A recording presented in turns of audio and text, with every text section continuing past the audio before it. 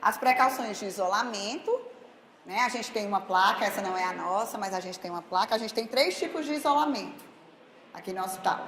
Vamos lá na literatura. De contato, gotículas e aerosol. Então, contato são aquelas doenças que transmitem através do contato, né? Da mão. Bactérias multiresistentes, rotavírus, impetigo, escabiose, influenza, né? Com essas campanhas do H1N1, o vírus, ele fica muito, a gente contar com gripe, influenza, coça o nariz, pega na secreção e transmite muito, né? Então, os vírus também, através do contato. Nesse caso, usar avental, luva e o quarto. Ele precisa ficar no quarto individual, os pacientes com KPC e VRE? Não necessariamente, porque a bactéria não voa, não vai ficar no ambiente. Mas o ideal é que ficasse. Porque tudo ao redor, a gente viu a ilha toda contaminada. Então, se ele está num quarto com outro, tem uma grande chance da cabeceira, dos equipamentos, e na hora do profissional vai examinar um, toca no outro, acaba passando, né? Aqui a gente não consegue, algumas vezes consegue, né? A gente tenta deixar os pacientes, aqui no hospital a gente isola, as meninas vão falar KPC e VRE, principalmente, né? Deixa os de isolamento de contato, deixar em um quarto individual, mas muitas vezes não é possível, a gente tenta colocar um coorte, os pacientes com KPC, 1 ou 2 ou 3, juntar todos. E quando isso não é possível, você deixa no salão, na UTI, por exemplo. A UTI não tem um isolamento individual. Nem para tuberculose, nem para meningite, que o ideal seria. Então, deixa ele lá no salão. O mais importante é usar avental. Também não adianta nada deixar ele num quarto e você vai lá, o médico examina, sai do quarto, não higieniza as mãos, não higieniza o esteto e vai lá para o outro paciente. Então, ele ficar só num quarto também, tem que ser todo o pacote de medidas, né? O tempo de isolamento é questionável, vocês vão ver que os pacientes ficam isolados muito tempo, não se sabe, não há um consenso quanto tempo esse paciente deve ficar, eles ficam colonizados meses, né? Então, muitas vezes a positividade do swab é intermitente. Então, você colhe um swab hoje é positivo, no dia seguinte pode ser negativo, e isso daí, então não tem muito protocolo, cada hospital faz o nosso, a gente vai falar. Gotículas. Alguém sabe qual a diferença de gotícula para aerosol?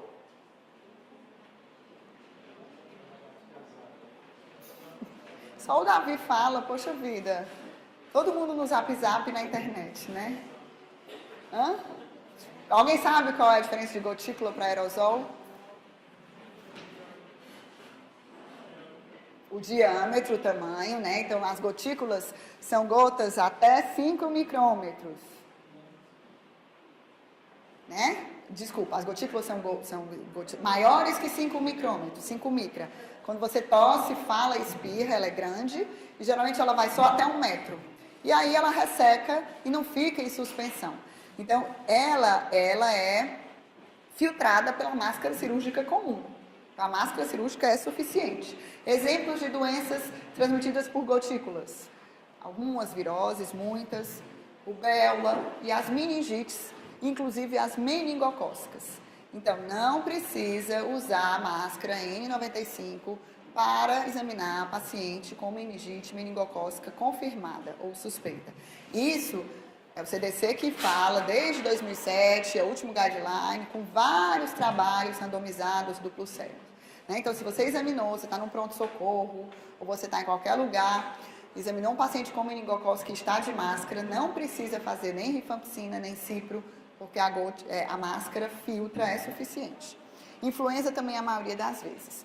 E o aerosol é diferente, aí são gotículas menores, aí quando você tosse, o paciente com tuberculose tosse, fala, aquela gotícula que é grande, ela resseca, entra em suspensão, aerosoliza e fica no meio ambiente, muito de uma partícula minúscula, que é o aerosol, e ela fica mais do que 1 metro e fica lá horas no ambiente. Então, o ambiente todo não é só até 1 metro, é um ambiente todo, por isso que a máscara tem que ser a máscara N95 ou PFF2, que é a sigla brasileira, para proteger. Quais são as doenças que transmitem-se através de aerosóis? TB, varicela e sarampo. Agora, todo mundo vacinou contra sarampo, né? A gente tem o maior surto, quase 1.000 casos, vários profissionais de saúde o ano passado, começou uns residentes lá no Valdemar, da pediatria. Teve um caso do interna o ano passado no transplante, que foi um caos, porque teve que bloquear a enfermaria do transplante, porque sabe que a vacina é vírus vivo atenuado, então é contraindicado em imunossuprimidos, tem que fazer imunoglobulina e grávidas, né? Então, a transmissão é através de aerosol. Então, paciente com tuberculose, varicela ou varicela zoster, imunossuprimido ou disseminado e sarampo, tem que ficar no quarto individual e tem que ficar com a máscara em 95. Lembrar só que o profissional que entra no quarto com a porta fechada, aí o ideal é que esse quarto tenha pressão negativa, filtro EPA, anticâmara. Essa é a recomendação que, infelizmente, aqui a gente não tem. No São José tem. A UTI tem os leitos de isolamento com toda essa pressão negativa, filtro EPA, anticâmara, mas aqui a gente não tem. E quem usa a N95 é o profissional que entra no quarto, porque está tudo lá. O paciente que está lá dentro, ele não usa N95, porque ele vai tirar alguma hora para comer, para escovar os dentes, e aí o aerosol está lá. Então, o paciente, e se ele precisar sair do isolamento, para fazer um ultrassom, para fazer uma tomografia, máscara cirúrgica, porque quando ele fala e tosse, a gota ainda é grande. Não deu tempo de aerosolizar. Então, o doente nunca usa N95, é o profissional que usa N95. Isso é uma coisa muito comum, a gente chega no isolamento, ao pobre do doente, além de estar isolado, 24 horas com aquela máscara, que é muito desconfortável, né? Quem já usou sabe. E eu vou falar rapidinho agora, deixa eu ver quanto tempo... rapidamente sobre algumas medidas gerais de prevenção, bem rápido. São as nossas principais infecções hospitalares. Infecção de corrente sanguínea associada a catéter, pneumonia associada à ventilação mecânica, infecção urinária associada à sonda vesical. São os principais procedimentos, né? Então, aqui é uma esquematização, mais ou menos, da patogênese da infecção dos catéteres, né? Então, é um catéter que está na pele, e aqui é o vaso, né? E quando você introduz um catéter, existe uma porta, uma solução de continuidade direto lá para o vaso. Por mais que você faça a antisepsia adequadíssima na inserção, por mais que a enfermeira limpe com curativo, vai ter aquela pele ao redor, está colonizada, e aquela bactéria vai migrar da pele ao redor, pela superfície externa e entrar no vaso. Então, a medida mais importante para prevenir a infecção de catéter é tirar o catéter o mais precocemente possível, porque sempre vai ter a bactéria da pele que vai ter a chance de migrar. O mesmo acontece com a sonda, o mesmo acontece com o tubo, né? Então, são duas formas de infecção e bacteremia. Essa pele que fica ao redor, que vai na superfície externa, e a bactéria que fica ali no lúmen, na torneirinha. Tudo isso está colonizado com bactérias, essa parte externa do catéter. E essa torneirinha também. Então, quando você desconecta e introduz um equipo com soro, medicação, essa bactéria que está na borda, ela migra e entra. Então, todas as vezes, antes de desconectar o hub ou a torneirinha, tem que passar um álcool a 70, porque senão você vai pegar um equipo estéril que você acabou de abrir, mas aquela torneirinha que está ali com aquele catéter há 7 dias, está cheio de bactéria ao redor. Então, se você não fizer uma desconexão com álcool, uma desinfecção com álcool, vai introduzir bactéria para lá. Então, essa bactéria ela vai na superfície interna do catéter e vai para a corrente sanguínea. E aí, por que é tão difícil tratar, às vezes, essas infecções? E muitas vezes a gente precisa tirar o catéter, porque forma-se um biofilme. Toda vez que a gente tem um dispositivo invasivo, uma superfície inanimada, ou uma prótese cardíaca, ou uma prótese ortopédica, ou uma sonda, você tem bactéria, ela começa a produzir esses polímeros polissacárides, forma uma carapaça, aí a bactéria gruda e ela fica ali, né, que é o tártaro do dente.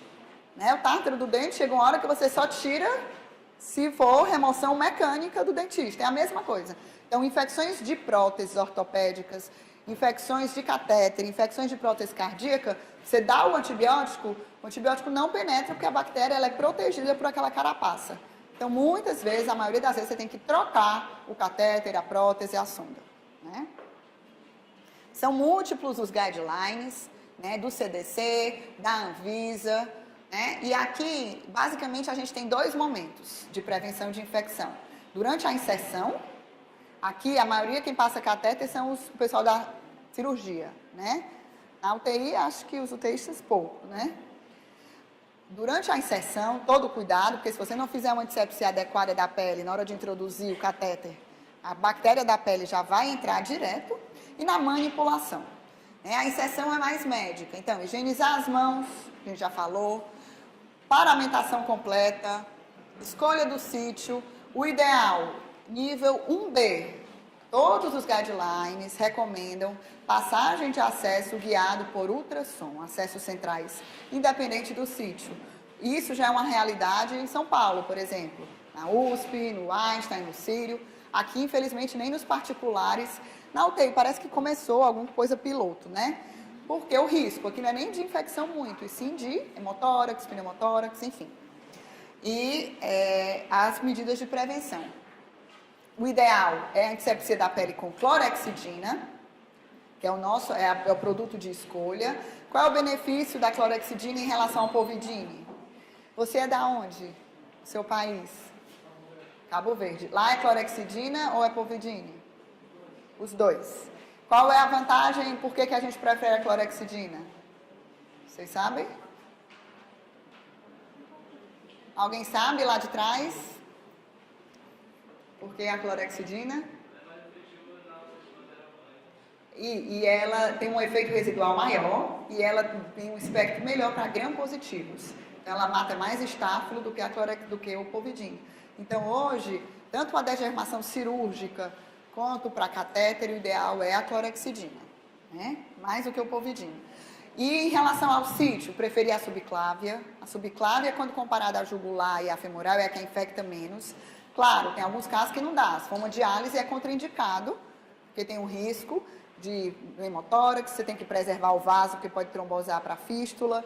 Mas, tirando esses, ou então quando o paciente tem um distúrbio de coagulação, mas sempre preferir a subclávia, principalmente o doente traqueostomizado. Se a traqueostomizado tem uma jugular, vai infectar muito rapidamente, porque vai vir a secreção toda para cá. Então, preferir a subclávia que infecta menos, né? Essa é a paramentação completa na hora de passar um acesso. Então, o pessoal da cirurgia, quando for passar um acesso central, é a paramentação cirúrgica. Isso é nível de evidência 1B. Quer dizer, isso reduziu as taxas de infecção em até 6 vezes. Avental, capote, gorro, máscara e campos longos cobrindo todo o doente. Nada daquele campo oftalmo, fenestrado, que contamina tudo, e o catéter que você toca, e aí o R1 não consegue, vem o R2, aí, né, contamina tudo. Então, sempre a paramentação completa.